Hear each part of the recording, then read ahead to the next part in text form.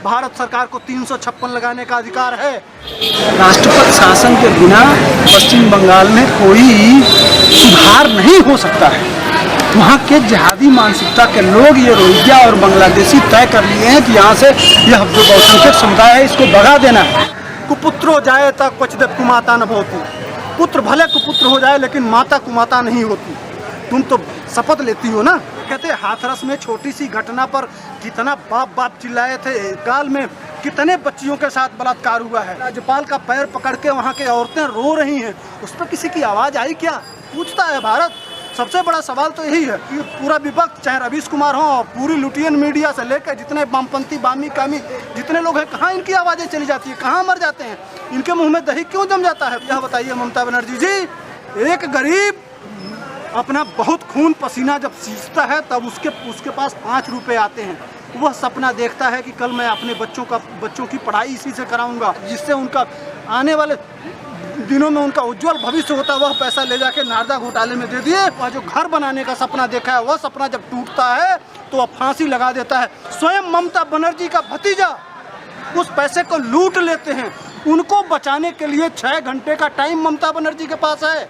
इनका उत्पीड़न हो, उनके लिए एक आंसू नहीं होता है। कैसे मुख्यमंत्री हैं और पूरा विपक्ष चुप है, पूरी मीडिया चुप है, पूरा देश शांत है, तमाशा देख रहा है। अभिषेक मनु सिंघवी जाते हैं और हाईकोर्ट में कहते हैं यह गांधीवादी तरीके से काम कर रही है।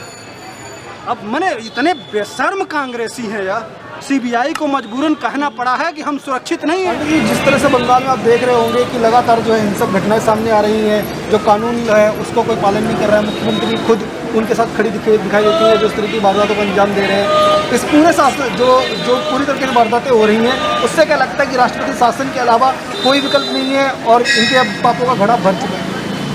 देखिए, राष्ट्रपति शासन वहाँ जरूरी।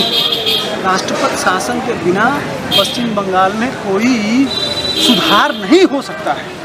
वहाँ के जिहादी मानसिकता के लोग, ये रोहिंग्या और बांग्लादेशी, तय कर लिए हैं कि यहाँ से यह जो बहुसंख्यक समुदाय है इसको भगा देना है। जहाँ भी 30% हो जाते हैं वहाँ, ये हमारे देश की ही बात नहीं है, चाहे वो फ्रांस हो, नॉर्वे हो, स्वीडन हो, जर्मनी हो, अमेरिका और ब्रिटेन तक यह देख रहे हैं। यह दरअसल इस्लाम में किसी दूसरे के साथ जीने का सिस्टम है ही नहीं। यही इसी का परिणाम है पश्चिम बंगाल। देखे थे हाथरस में छोटी सी घटना पर कितना बाप बाप चिल्लाए थे और बंगाल में कितने बच्चियों के साथ बलात्कार हुआ है। आज दूसरे प्रदेशों में जाके लोग रहने के लिए मजबूर हो रहे हैं, पलायन कर रहे हैं। वहाँ के राज्यपाल का पैर पकड़ के वहाँ के औरतें रो रही हैं, उस पर किसी की आवाज़ आई क्या? वो लोग इस देश के नागरिक नहीं हैं, उनका अधिकार नहीं है, उनका कोई मौलिक अधिकार नहीं है, उनको संविधान ने वो अधिकार नहीं दिया है। वह जिसको मर्जी चाहे उसको वोट नहीं दे सकते हैं। जो वोट नहीं देगा उसके साथ इसी तरह से अत्याचार किया जाएगा। और फिर पूरा विपक्ष, चाहे रवीश कुमार हो और पूरी लुटियन मीडिया से लेकर जितने वामपंथी बामी कामी जितने लोग हैं, कहाँ इनकी आवाज़ें चली जाती है, कहाँ मर जाते हैं, इनके मुँह में दही क्यों जम जाता है? पूछता है भारत। सबसे बड़ा सवाल तो यही है। ममता बनर्जी से मैं पूछना चाहता हूँ कि यह बताइए ममता बनर्जी जी कि आपको संविधान में विश्वास है कि नहीं? एक बात बताइए, एक गरीब अपना बहुत खून पसीना जब सींचता है तब उसके पास 5 रुपए आते हैं। वह सपना देखता है कि कल मैं अपने बच्चों की पढ़ाई इसी से कराऊंगा, मैं अपने बहन की शादी इसी से कराऊंगा, मैं अपने बूढ़े बाप का लाठी बनूंगा, उनका इलाज कराऊंगा। यह सपना लेके पसीने के बूंद से एक एक पैसे जोड़ के और वह कमाता है और रखता है, और उस पैसे को सोचता है कि इसमें थोड़ा बढ़ जाएगा। वह बैंक में ले जाके, और नारदा घोटाला सुने होंगे, नारदा बैंक में ले जाके जमा कर देता है और उसमें लालच दे दिया जाता है उन गरीबों को कि 1 साल में पैसा दूना हो जाएगा। और उसी लालच में वह गरीब फंस गया और अपना गाढ़ी कमाई, जो सपना बच्चों का भविष्य जो जिससे तय होना था, जिससे घर बनवाना था, जिससे उनका आने वाले दिनों में उनका उज्जवल भविष्य होता, वह पैसा ले जाके नारदा घोटाले में दे दिए। और उस घोटाले को ममता बनर्जी के यही मंत्री, यही नेता, स्वयं ममता बनर्जी का भतीजा उस पैसे को लूट लेते हैं। लोग बंगाल में आत्महत्या करते हैं, फांसी पे झूल जाते हैं, इसलिए कि उनके बच्चे की पढ़ाई का भविष्य टूट जाता है, उनके बाप के दवाई का भविष्य टूट जाता है, उसके बहन के शादी का भविष्य टूट जाता है। वह जो घर बनाने का सपना देखा है, वह सपना जब टूटता है तो वह फांसी लगा देता है और उस पैसे से ममता बनर्जी के विधायक बनते हैं और मंत्री बनते हैं और इनका अभिषेक जो भतीजा है वह करोड़ों रुपए का मालिक बन जाता है। उनको बचाने के लिए 6 घंटे का टाइम ममता बनर्जी के पास है। उन चोटों को जो गरीबों के खून को चूस के लूट के गरीबों को और जो मंत्री बन गए उनको बचाने के लिए सीबीआई के ऑफिस में 6 घंटा चली जाती हैं। वह भी आदेश किसका था? कोर्ट का आदेश, मोदी जी का आदेश नहीं था, भारतीय जनता पार्टी का आदेश नहीं था, भारत सरकार का भी आदेश नहीं था, हाई कोर्ट का आदेश था कि इस मुकदमे में इन लोगों को गिरफ्तार करिए। कोर्ट के आदेश पे गिरफ्तारी होती है, सीबीआई गिरफ्तार करती है और लेके जाती है इनको कोर्ट में। उसके लिए ममता बनर्जी चली जाती हैं। लेकिन वहीं जो असम में जाके इस समय उसी बंगाल के लोग दुर्गा पूजा तो ममता बनर्जी करती हैं, लेकिन दुर्गा सप्तशती में क्या लिखा हुआ है? कुपुत्रो जाए ता क्वचिदेव कुमाता न भवति। पुत्र भले कुपुत्र हो जाए लेकिन माता कुमाता नहीं होती। तुम तो शपथ लेती हो ना। ममता बनर्जी से मैं पूछना चाहता हूं कि यह बताइए ममता बनर्जी जी कि आपको संविधान में विश्वास है कि नहीं? एक बात बताइए, एक गरीब अपना बहुत खून पसीना जब सींचता है तब उसके पास 5 रुपए आते हैं। वह सपना देखता है कि कल मैं अपने बच्चों की पढ़ाई इसी से कराऊंगा, मैं अपने बहन की शादी इसी से कराऊंगा, मैं अपने बूढ़े बाप का लाठी बनूंगा, उनका इलाज कराऊंगा। यह सपना लेके पसीने के बूंद से एक एक पैसे जोड़ के और वह कमाता है और रखता है और उस पैसे को सोचता है कि इसमें थोड़ा बढ़ जाएगा। वह बैंक में ले जाके और नारदा घोटाला सुने होंगे, नारदा बैंक में ले जाके जमा कर देता है और उसमें लालच दे दिया जाता है उन गरीबों को कि 1 साल में पैसा दूना हो जाएगा और उसी लालच में वह गरीब फंस गए और अपना गाढ़ी कमाई जो सपना बच्चों का भविष्य जो जिससे तय होना था, जिससे घर बनवाना था, जिससे उनका आने वाले दिनों में उनका उज्जवल भविष्य होता, वह पैसा ले जाके नारदा घोटाले में दे दिए और उस घोटाले को ममता बनर्जी के यही मंत्री, यही नेता, स्वयं ममता बनर्जी का भतीजा उस पैसे को लूट लेते हैं। लोग बंगाल में आत्महत्या करते हैं, फांसी पे झूल जाते हैं इसलिए कि उनके बच्चे की पढ़ाई का भविष्य टूट जाता है, उनके बाप के दवाई का भविष्य टूट जाता है, उसके बहन के शादी का भविष्य टूट जाता है। वह जो घर बनाने का सपना देखा है, वह सपना जब टूटता है तो वह फांसी लगा देता है और उस पैसे से ममता बनर्जी के विधायक बनते हैं और मंत्री बनते हैं और इनका अभिषेक जो भतीजा है वह करोड़ों रुपए का मालिक बन जाता है। उनको बचाने के लिए 6 घंटे का टाइम ममता बनर्जी के पास है। उन चोटों को जो गरीबों के खून को चूस के लूट के गरीबों को और जो मंत्री बन गए उनको बचाने के लिए सीबीआई के ऑफिस में 6 घंटा चली जाती हैं। वह भी आदेश किसका था?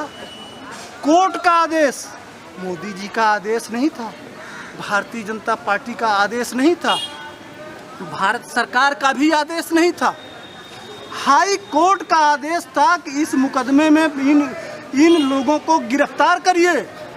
कोर्ट के आदेश पे गिरफ्तारी होती है, सीबीआई गिरफ्तार करती है और लेके जाती है इनको कोर्ट में।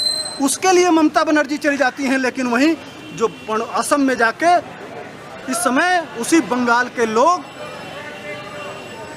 दुर्गा पूजा तो ममता बनर्जी करती हैं, लेकिन दुर्गा सप्तशती में क्या लिखा हुआ है? कुपुत्रो जाए ता क्वचिदेव कुमाता न भवति। पुत्र भले कुपुत्र हो जाए लेकिन माता कुमाता नहीं होती। तुम तो शपथ लेती हो ना, शपथ लेती हो बंगाल को सुरक्षा देने का, सबको न्याय देने का, सबको विकास करने का। यही संकल्प मुख्यमंत्री लेता है ना। जब जीत जाता है तो उसके लिए सब समान होते हैं।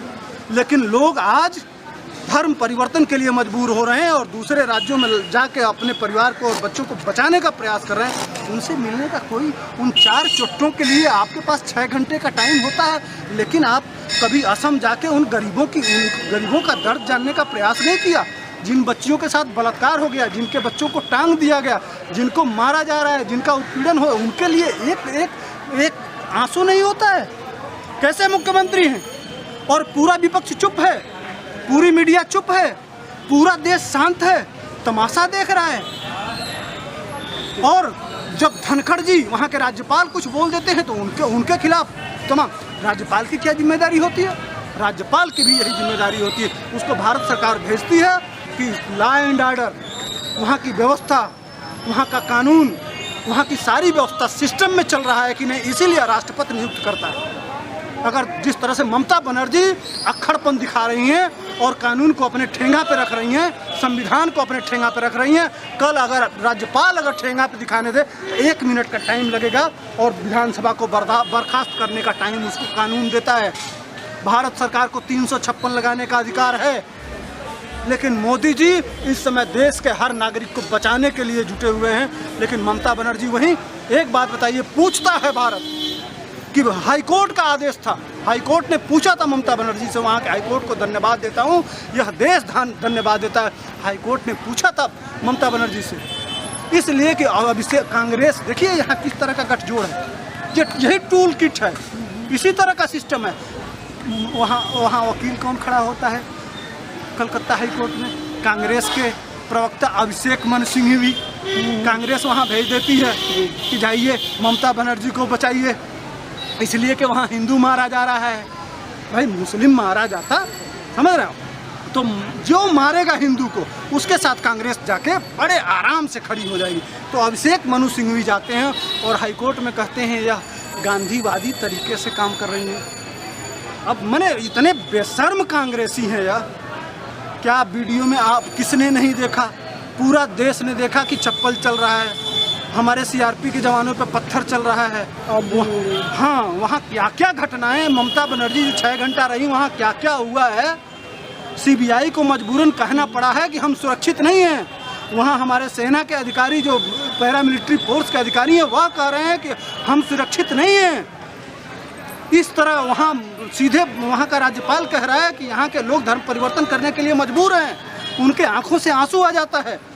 इस तरह के राज्य में मैं कहता हूँ कि मोदी जी और अमित शाह जी 356 लगाइए, बंगाल को बचाइए, नहीं तो दूसरा कश्मीर बनने से कोई बंगाल को रोक नहीं सकता है। आने वाले दिनों में जिस तरह का कंडीशन बंगाल में हो रहा है, कम से कम 1 से 1.5 साल कश्मीर पश्चिम बंगाल में 356 लगा के और राष्ट्रपति शासन लगा के, और जब तक वहाँ से यह जो इस मानसिकता के लोग हैं जो इस संविधान में विश्वास नहीं करते हैं, जो घरों को तोड़ रहे हैं, जो औरतों के साथ बलात्कार कर रहे हैं, जो बच्चों को मार के टांग दे रहे हैं, छोटे बच्चों को नहीं छोड़ रहे हैं, उनको जेलों में भेजना बहुत ज़रूरी है। उनके ऊपर कानूनी कार्रवाई बहुत ज़रूरी है। जब तक उनके ऊपर कानूनी कार्रवाई नहीं की जाएगी तब तक बंगाल संभलेगा नहीं। बात करने के लिए बहुत